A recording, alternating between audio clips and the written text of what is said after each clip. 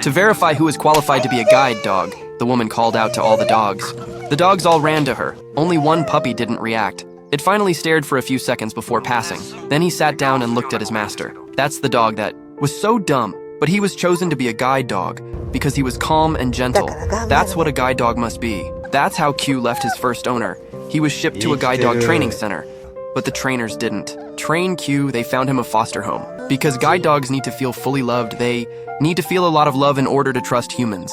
Spent a happy childhood here. He has his own little yard. He ate and slept every day, but a year passed quickly. Although Q is still immature, but he felt loved in his foster home. This night, snowflakes fell from the sky. The day of parting came.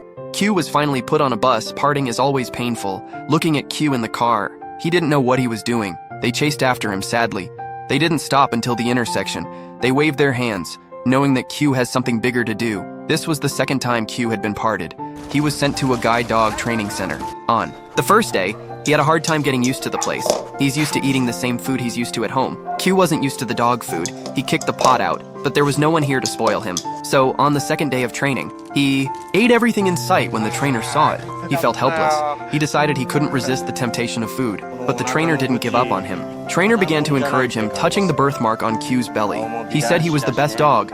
Under the trainer's guidance, Q also began to cooperate, until one day he had something to do before he left. He asked Q not to move, so Q waited on the ground for a long time. The trainer had forgotten about it. He had already started training other dogs. He accidentally noticed Q. He looked at Q with surprise. He didn't realize that he had the skills necessary for a guide dog. Soon it was time for the guide dog test. With the sudden firing of a signal gun, the other dogs start to panic. Those who ran away were too sensitive to the sound, but only Q sat still. He is qualified to be a guide dog. Perhaps it was fate. That day they saw a blind man. The trainer took Q and chased after him. They wanted him to try walking with the guide dog, but the man didn't trust them until the trainer assured him that his 30-minute walk, the guide dog could reach him in 10 minutes. The man took the dog for a test walk. At first, they didn't get along. The man is afraid of dogs. He walks stiffly. He has to double check when he comes to the corner.